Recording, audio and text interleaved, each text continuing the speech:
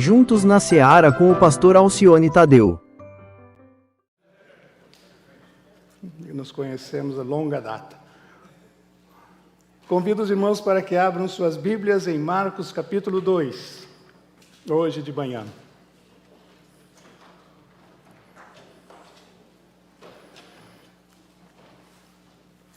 Evangelho de Marcos, no capítulo 2, nós vamos ler do verso 1 ao verso 12.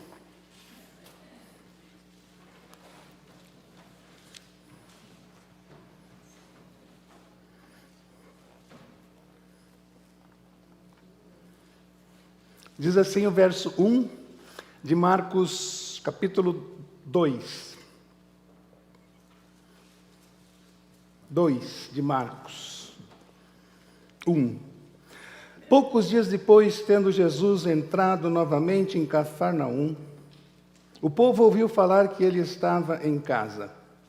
Então muita gente se reuniu ali, de forma que não havia lugar nem junto à porta, e ele lhes pregava a palavra.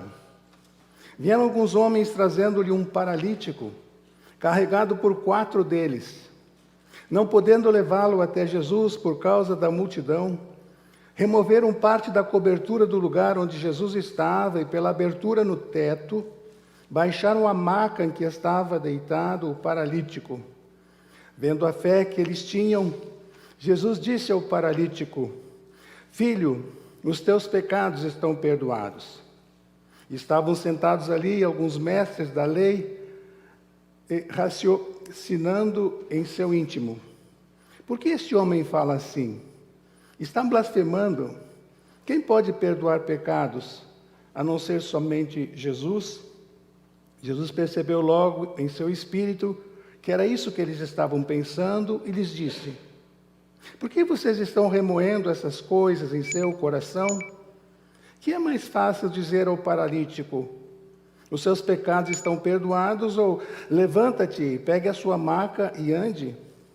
Mas para que vocês saibam que o Filho do Homem tem na terra autoridade para perdoar pecados, disse ao paralítico: eu lhe digo, levante-se, pegue a sua maca e vá para casa. Ele levantou, pegou a maca e saiu na frente de todos, que atônitos glorificavam a Deus, dizendo: nunca vimos algo igual. Versículo 5. Vendo a fé que eles tinham, Jesus disse ao paralítico: Filho, os teus pecados estão perdoados. No capítulo 1 de Marcos, Jesus entrou na casa de Pedro, conforme o verso 31, você que mantém a Bíblia aberta, e a sogra de Pedro está enferma.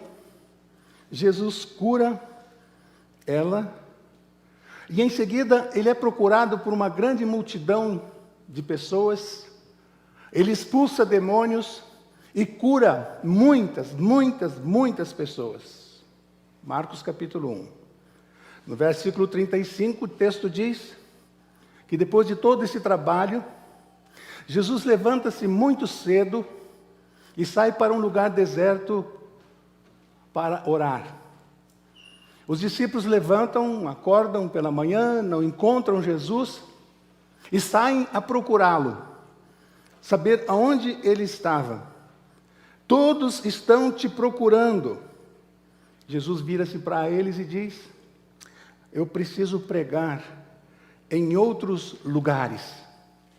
E aí ele percorre toda a Galileia, pregando nas sinagogas e expulsando demônios. Nessa jornada, antes de chegar aqui em Cafarnaum, no texto que acabamos de ler, um leproso se aproxima de Jesus. Jesus cura aquele homem e a multidão é muito grande, seguindo o Senhor Jesus. Jesus vira-se para aquele homem curado agora, antes leproso, e diz: não conte para ninguém o que eu fiz com você. Porque então Jesus já não conseguia mais andar, não conseguia mais se deslocar de um lugar para o outro. As multidões estavam atrás dele, estavam junto dele, e ele faz esse pedido ao leproso: por favor, não conte para ninguém o que eu acabei de fazer com você agora. Agora o versículo 45 do capítulo 1, você que ainda está com a Bíblia aberta.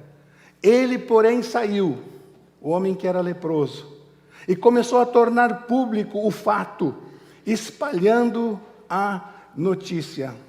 Por isso Jesus não podia mais entrar publicamente em nenhuma cidade, mas ficava fora, em lugares solitários.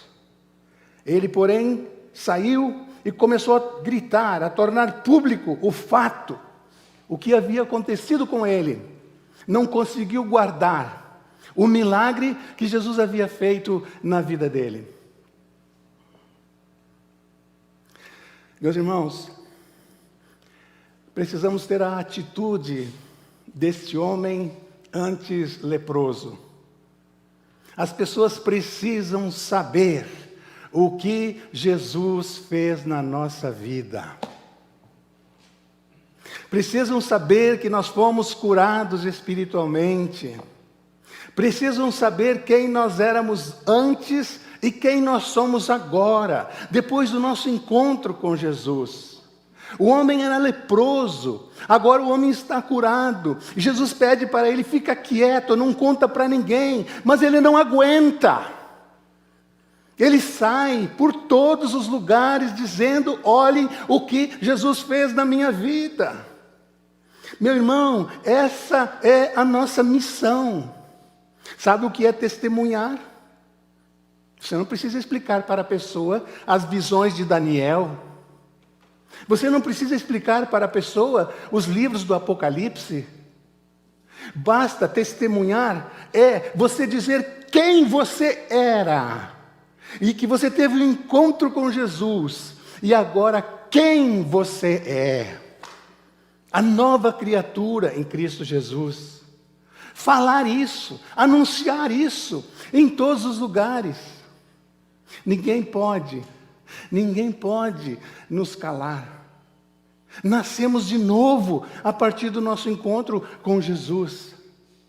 E eu gosto de comparar esse nosso novo nascimento com o nascimento de uma criança. Quando uma criança nasce, ela sai do ventre da mãe, dá à luz, vem a esse mundo, a criança grita, a criança chora, a criança anuncia para o hospital inteiro que chegou a este mundo.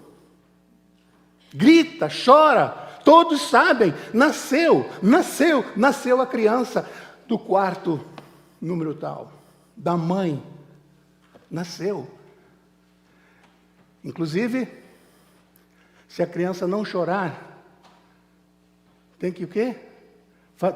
Fazer chorar. Começar a colocar os pulmões, né, para funcionar.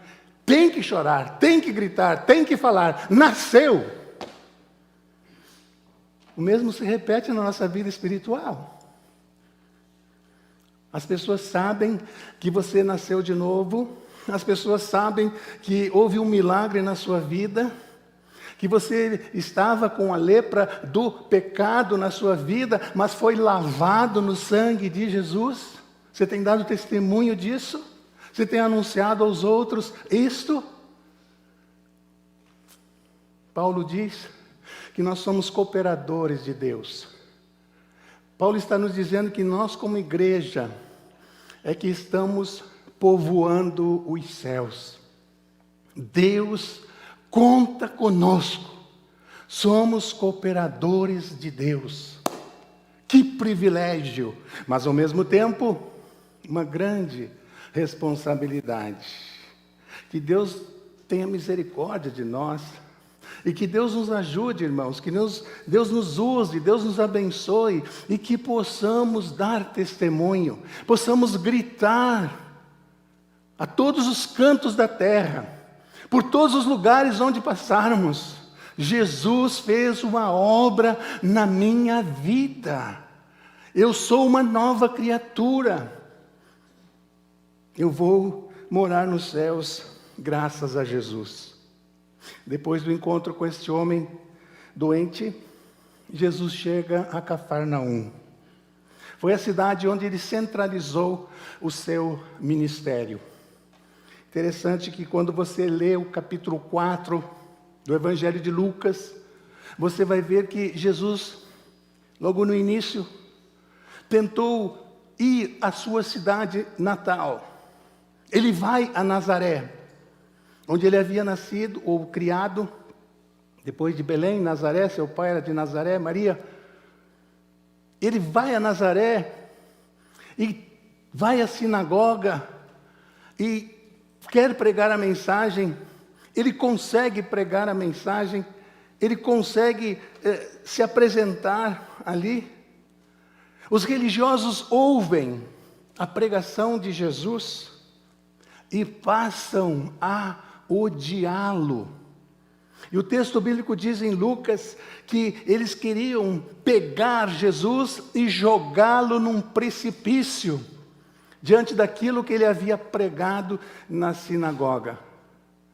Jesus sai dali e diz, ele veio para os seus, falando dele mesmo, eu vim para os judeus, ele veio para os seus, mas os seus o quê? Não o receberam. Foi expulso de Nazaré, e então Jesus concentra o seu ministério, a maioria dos seus milagres, nesta cidade, na cidade de Cafarnaum. Então hoje de manhã, irmãos, nós estamos em Cafarnaum, com Jesus, com esse texto que acabamos de ler. O verso 2 diz que está acontecendo uma reunião em uma casa. E era um costume muito interessante naqueles tempos. As casas ficavam com suas portas abertas. As pessoas entravam sem avisar, saíam quando queriam, entravam para conversar, para comer alguma coisa, saíam, seguiam para outra casa, e assim viviam as pessoas naqueles dias, se visitando, casas de portas abertas, recebendo todos, atendendo a todos, despedia-se da pessoa, ela ia para outra casa, e assim era a convivência entre as pessoas naqueles dias de Jesus, inclusive na cidade de Cafarnaum. Havia essa liberdade, entrar nas casas, sair das casas, participar da vida daquela família por alguns minutos, alguns momentos, e saírem. E é assim que acontece. Jesus entra em uma casa em Cafarnaum, e a notícia se espalha rapidamente. A casa se enche de gente.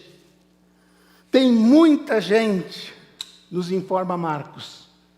Tem tanta gente que não cabe todo mundo dentro da casa. Ao redor da casa está uma multidão, querendo ver Jesus, querendo ouvir Jesus. Versículo 3, diz que 4 homens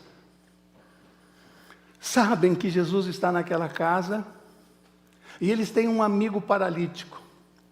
Eles preparam uma maca, colocam um amigo e seguem para aquela casa, para que aquele amigo tivesse um encontro com Jesus. Interessante. Daí, o tema da nossa mensagem, hoje de manhã, a fé de 5 homens. Entenderam a ideia? A fé dos 4 que decidiram levar o amigo até Jesus, e a fé daquele paralítico. Poderia acontecer, o enfermo pede, por favor, vocês 4 podem me levar até Jesus? Eles dizem, não, está cheio de gente lá. Como é que nós vamos fazer você aleijado, paralítico, chegar perto de Jesus? Não tem condições, fica para outro dia. Não dá. Não é possível. Aqueles 4 amigos podiam dizer para o seu amigo enfermo: vamos, Jesus está na cidade, queremos levá-lo até Jesus. E o paralítico, o homem, diz: não, não quero ir, não vou, me deixe em paz, não quero encontro com esse Jesus. Os 5 tiveram fé, acreditaram de todo o coração que se houvesse um encontro com Jesus, ali haveria um milagre. A fé dos 5 homens levou aquele homem até a presença de Jesus. Irmãos, e olhando de cima aqui o texto, olhando para esse momento nesta casa, nós temos uma fotografia da igreja. Da igreja. O homem enfermo, paralítico. Meus irmãos, as pessoas estão enfermas espiritualmente. Estão paralisadas por causa do pecado. Assim como na doença física, as pessoas procuram um hospital. A doença espiritual traz as pessoas para a igreja, para o culto, para o convívio da igreja.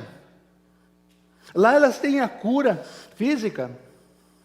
Na igreja elas precisam encontrar a cura espiritual. Como num hospital, algumas pessoas entram no templo ou entram na igreja para participar do culto, têm uma doença mais grave. Outras, menos grave. Logo ficam curadas. Logo amadurecem. Logo crescem em Cristo Jesus. Outras, demora mais tempo para serem curadas. Mas a igreja é o lugar para receber os feridos da vida. Aqueles que ainda não têm certeza da salvação, que não entenderam o plano da salvação, que precisam de salvação, enfermos espiritualmente falando, como esse homem aqui. Como eu disse agora há pouco, as casas em Cafarnaum ficavam de portas abertas. A igreja precisa ficar de portas abertas e receber as pessoas.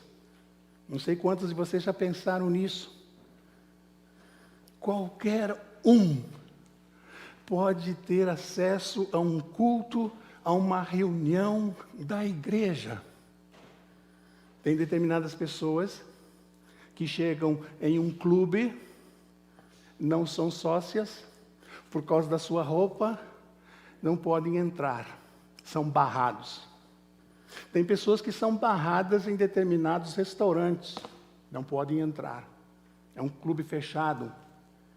Tem pessoas que não podem entrar em determinadas reuniões, só quem for sócio, só quem preenche certos requisitos. Vocês sabem disso.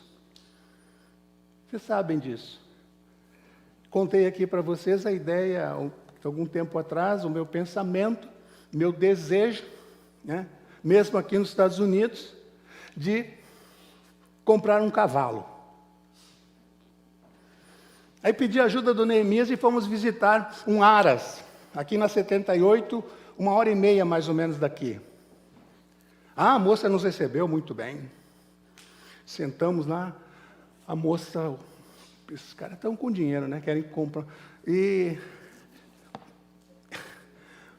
como é que é? Não, o senhor pode comprar um cavalo novo, assim, para ser treinado.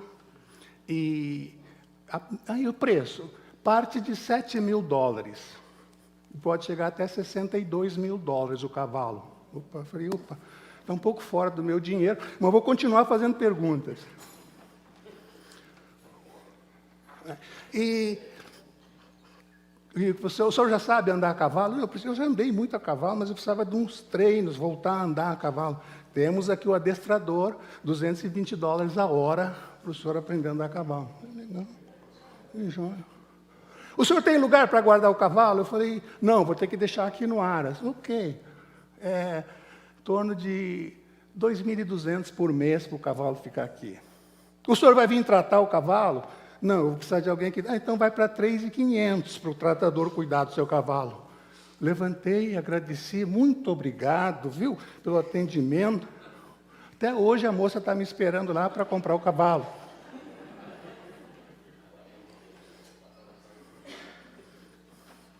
Em determinados lugares você não entra, você não chega, você não tem lugar. E igreja? E na igreja?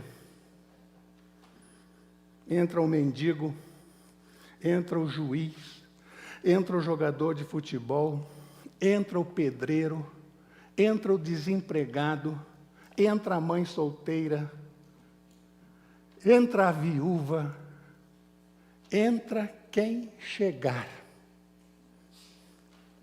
Portas abertas para os doentes espirituais.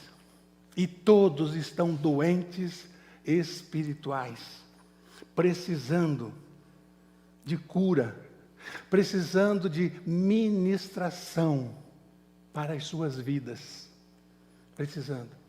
E tem gente que entra para a comunidade da igreja, aceita Jesus como Salvador, é batizada e precisa estar em constante tratamento. Precisa tomar remédio todo dia. Por qualquer coisa, cai. Precisa de ministração de um remédio mais forte. Precisa de ajuda. Outros já se levantam mais facilmente. Então, a igreja é como a caverna de Adulão, onde Davi estava. O texto bíblico diz que todos os deprimidos, os assassinos, os que estavam sendo procurados pela lei, os que estavam sem dinheiro, correram para se juntar a Davi na caverna de Adulão. Outro retrato de igreja. Igreja é isso. Pessoas doentes, no seu espírito, no seu emocional, precisando de ajuda, precisando de Deus nas suas vidas. E o hospital não pode rejeitar o paciente, ainda mais se ele chega de ambulância. Mesmo caso da igreja. Você é muito complicada, a senhora.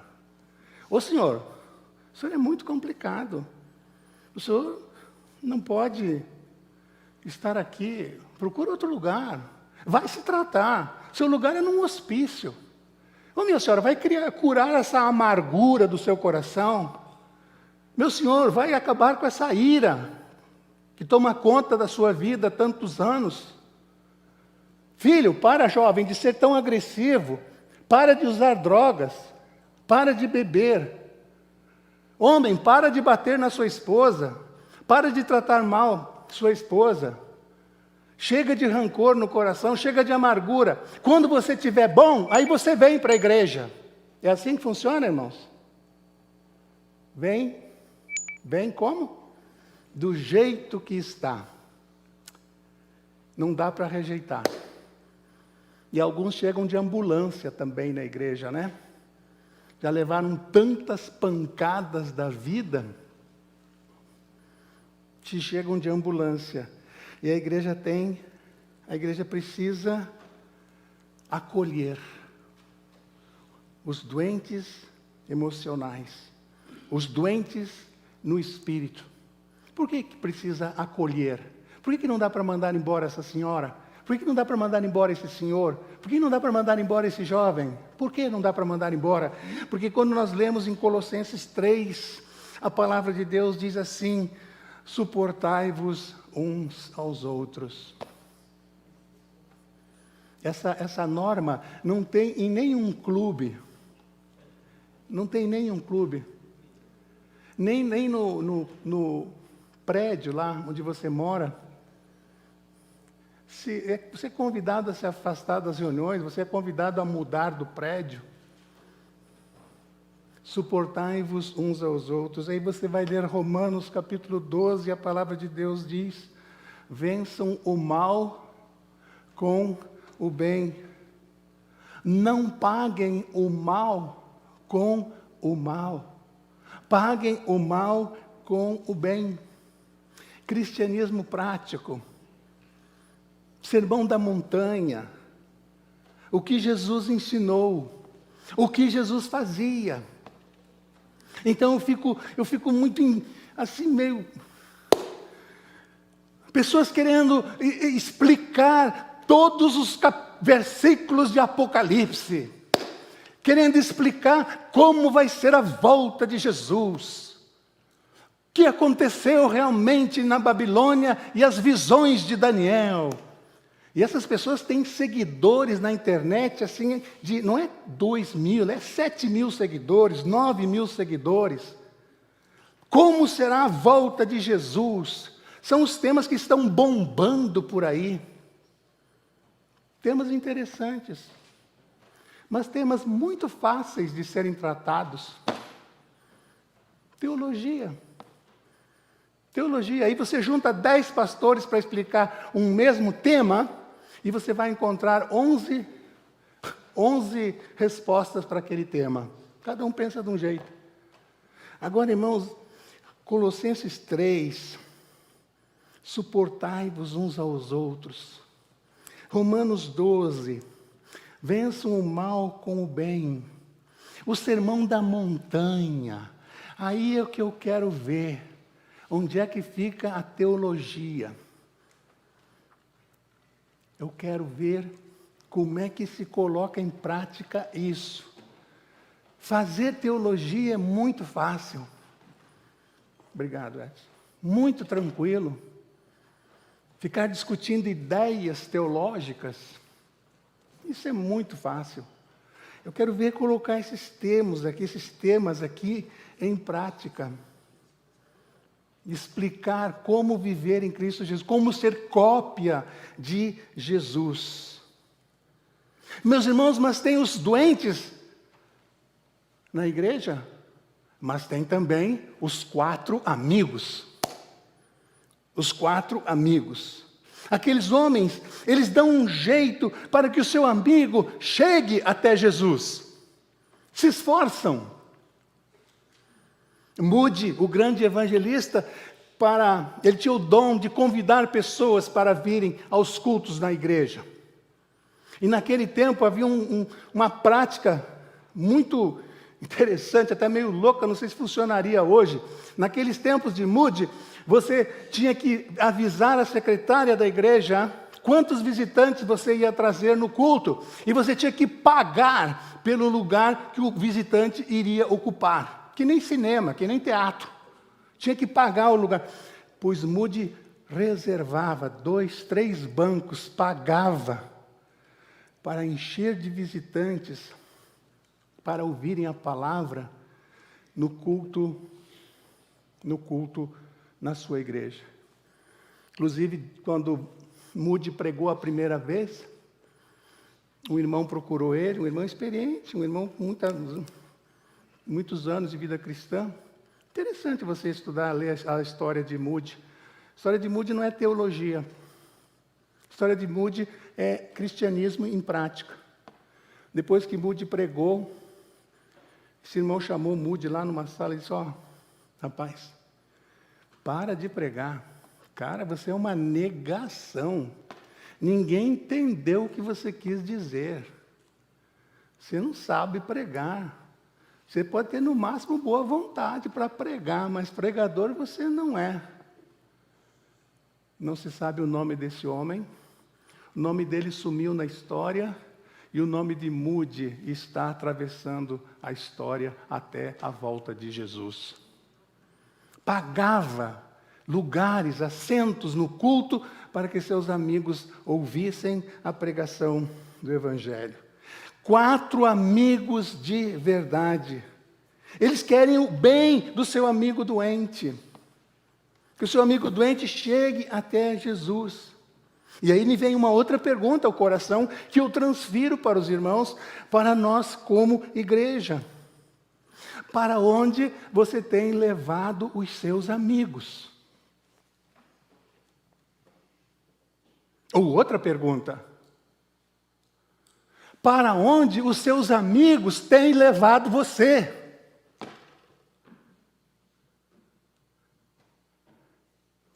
Pense nisso. Um jornal francês lançou um concurso. Os leitores deveriam escrever para a redação dizendo o que é um amigo.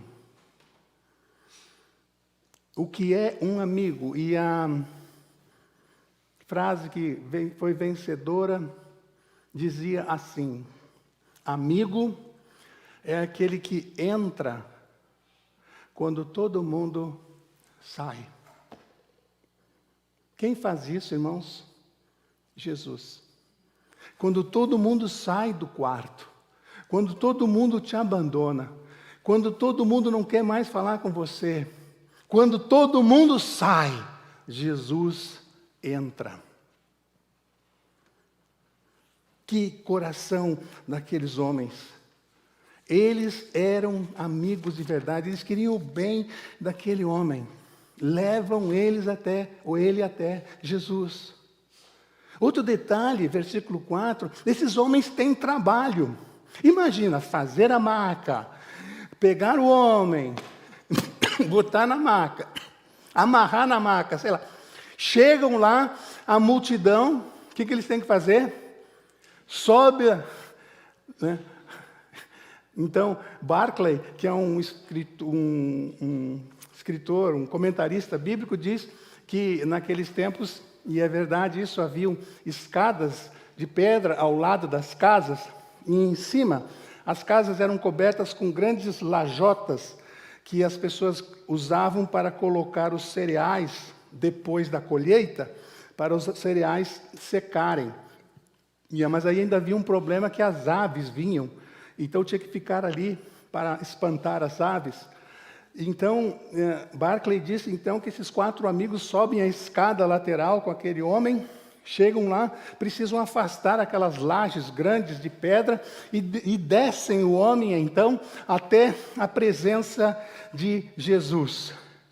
Que mão de obra!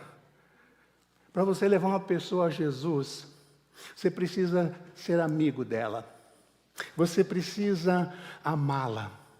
Você precisa ver nela não apenas carne e osso, olhos bonitos, cabelos bem cortados.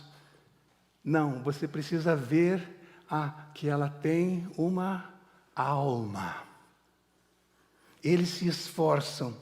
Meus irmãos, fazermos o que estiver ao nosso alcance para a nossa família, para os nossos amigos chegarem até Jesus.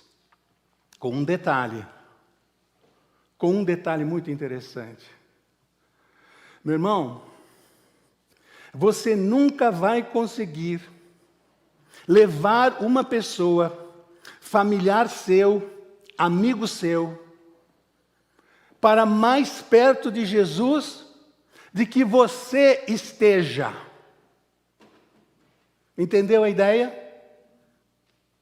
Se você está aqui, Jesus ali, você não vai conseguir que esse amigo vá até lá. Não. Esse amigo vai vir até aqui onde você está. E ele precisa, na verdade, não é vir a você, mas ele precisa ir a Jesus. E então nós precisamos o quê? Estarmos o mais perto de Jesus, para podermos trazer as pessoas até junto de Jesus. Senão não funciona. Senão não tem testemunho.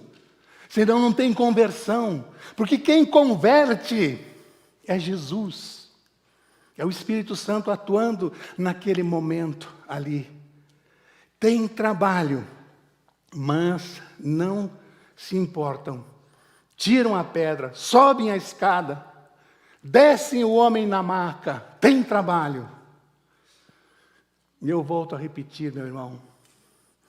Você já pode ter tido alegrias tremendas nessa vida, nesses 40 anos, nesses 25 anos, nesses seus 50 anos, sei lá quantos anos de vida você tem.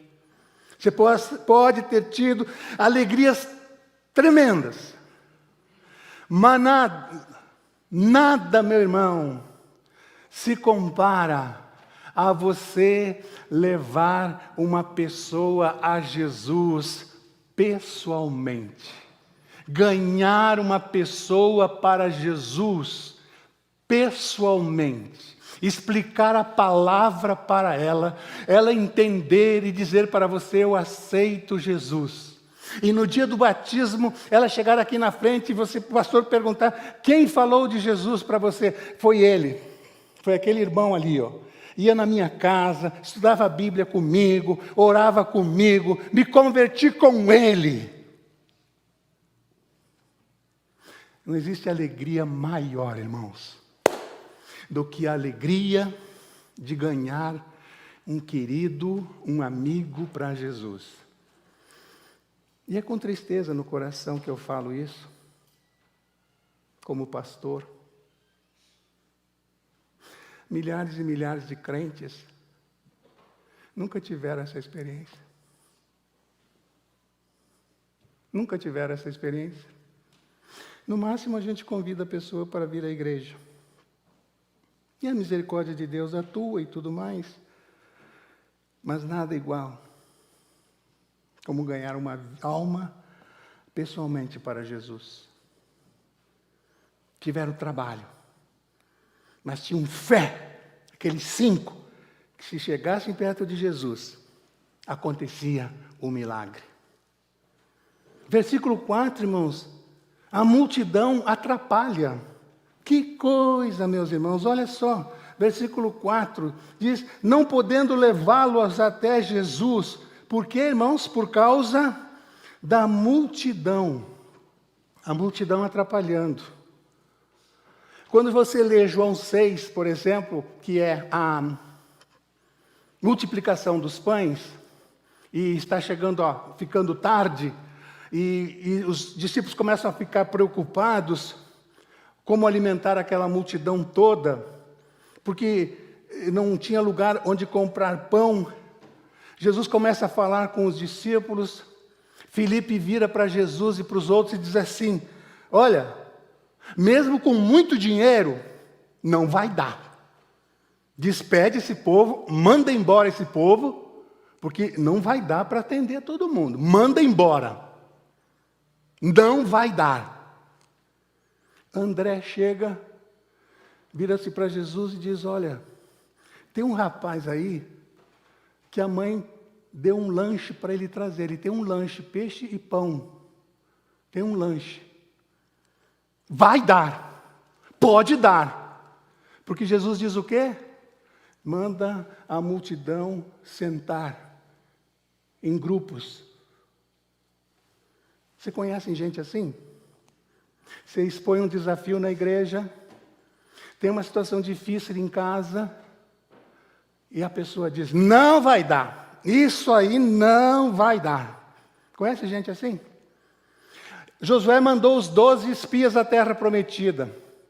10 voltaram de lá e disseram o quê? Não vai dar. 2 disseram o quê? Gente, dá! Com o Deus que nós temos, dá!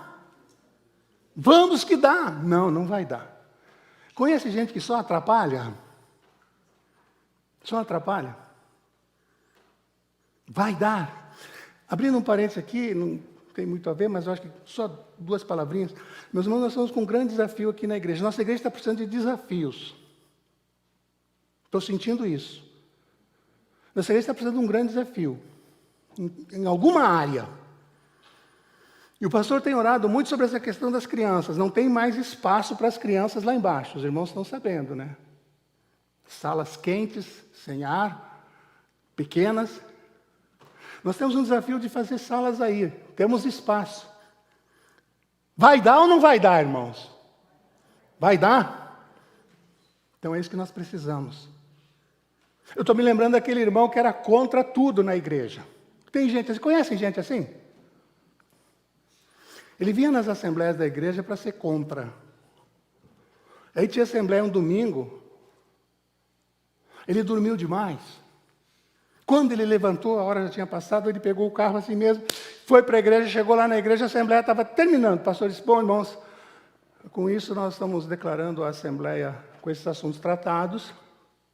Nós estamos nós estamos encerrando a Assembleia. Ele entrou, falou: peça a palavra, pastor. Foi não, irmão? Eu não sei o que foi tratado aí, mas eu quero dizer que eu sou contra.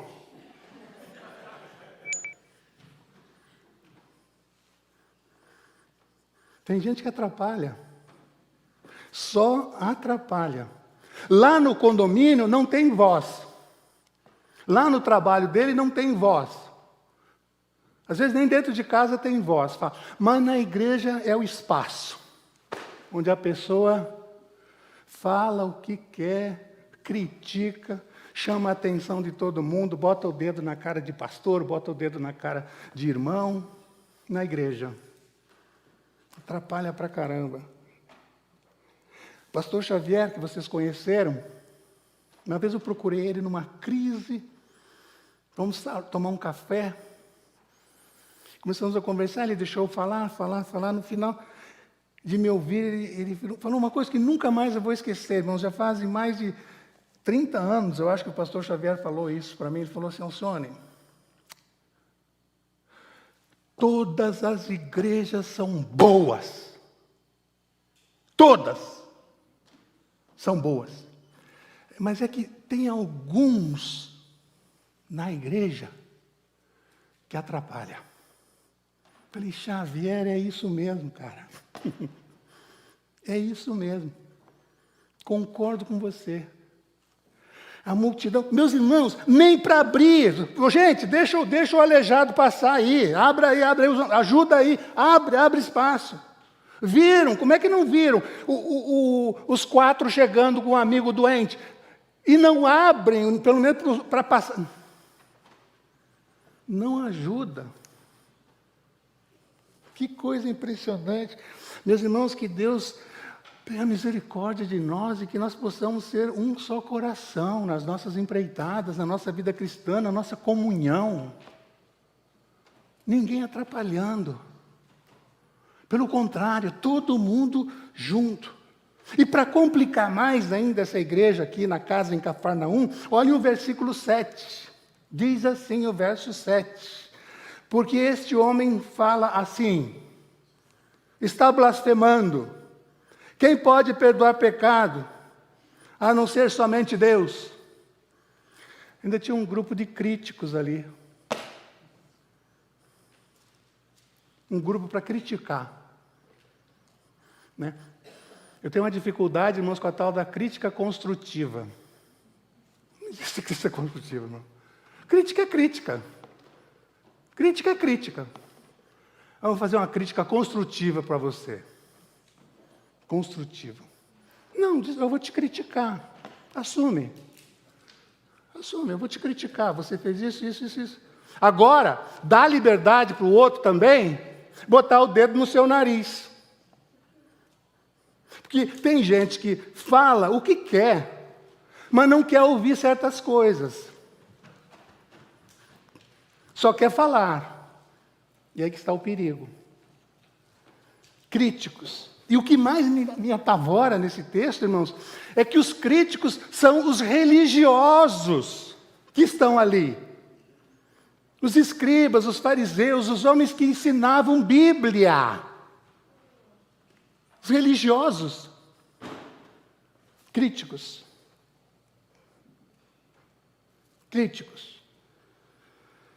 E, por fim, versículo 5. Então tem essa gente toda na igreja.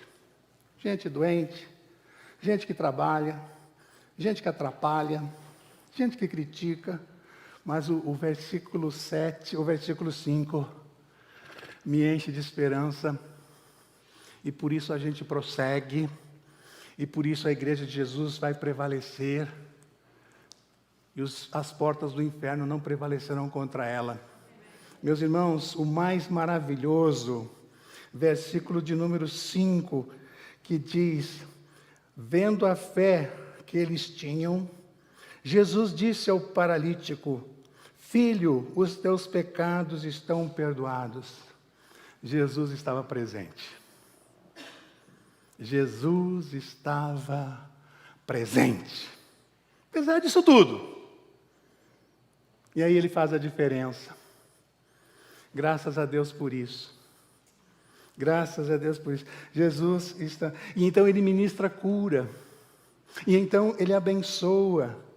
E então ele suporta aqueles religiosos e a crítica deles.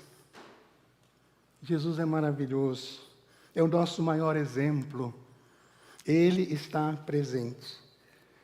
Qual é a visão errada de culto que algumas pessoas têm? Interessante falar de culto. Aliás, dava um sermão isso, mas vamos só resumir aqui. Tem gente que pensa que tem a visão de culto, que o pastor Jorge e o pessoal do louvor aqui são os dirigentes do culto. São os dirigentes do culto. E que a plateia, os irmãos aí, são os assistentes, assistindo. E não entrou na hora certa ali. E Ednilson cantou mais alto que os outros ali. Aí nesse ponto o Jorge não entrou junto com o pessoal da guitarra aí. Tem que melhorar isso aí para domingo que vem. Pensando que o culto é para ele. É para ele. Cruza os braços e fica... Se esse negócio não melhorar aí, não vou entregar mais meu dízimo. Esse negócio tem que melhorar. Esse banco aqui está muito... Que o culto é para ele. Que a turma aqui na frente é dirigente e que o culto é para ele. Meu irmão, a visão certa do culto é a seguinte: o Espírito Santo é o dirigente. Deus é o que recebe o culto, recebe a nossa homenagem. Culto significa homenagem. E todos nós não queremos o culto para nós, para a nossa satisfação carnal.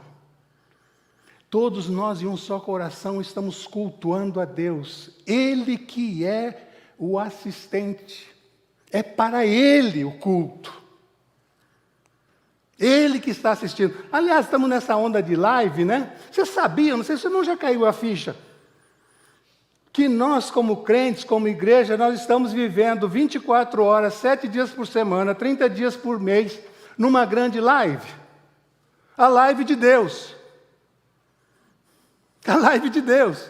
Estamos nos mostrando, estamos falando, estamos trabalhando, dirigindo, nós estamos dentro de uma live que Deus está assistindo. Porque a Bíblia diz que Ele é onipresente, onisciente e onipotente. Olha que ideia. Estamos todos dentro de uma live. Como é que você se comporta dentro dessa live? Deus está assistindo. O culto é para Ele. E nós somos os adoradores. Então, pastor aqui na frente, irmãos do louvor aqui na frente, pastores aqui na frente, nós não somos dirigentes do culto coisa nenhuma. Nós somos também. E precisamos ter consciência disso. E eu me policio sobre isso toda semana. Nós somos também adoradores. O culto, a homenagem é para o Senhor. Jesus estava presente. Meus irmãos, então aquela casa em Cafarnaum é um retrato da igreja. Da igreja. Tem gente doente, não só fisicamente, mas emocionalmente. Tem gente doente. Tem gente que cuida dos doentes, os crentes mais maduros, os crentes mais espirituais, que cuida dos doentes. Tem gente que atrapalha, não ajuda. Tem os críticos. Agora eu digo aos irmãos o seguinte: se não tiver todos esses grupos de pessoas, não é igreja. Tem que ter para ser igreja. Aí é igreja. Que eu não falei que entra todo mundo, chega todo mundo? Pode entrar? Pode entrar? Mas graças a Deus, irmãos, que tem Jesus presente. E Ele faz milagres. Só Ele faz milagres. E cada um de nós aqui está em um desses grupos. Ou é doente, ou é cura, trabalha, ajuda, atrapalha, critica. Ninguém escapa, inclusive o pastor, os pastores, os músicos, todos. Todos nós estamos em um desses grupos. Todos nós precisamos chegar aos pés de Jesus, para Ele fazer um milagre na nossa vida. Que Ele tenha misericórdia. Só Ele pode dar solução.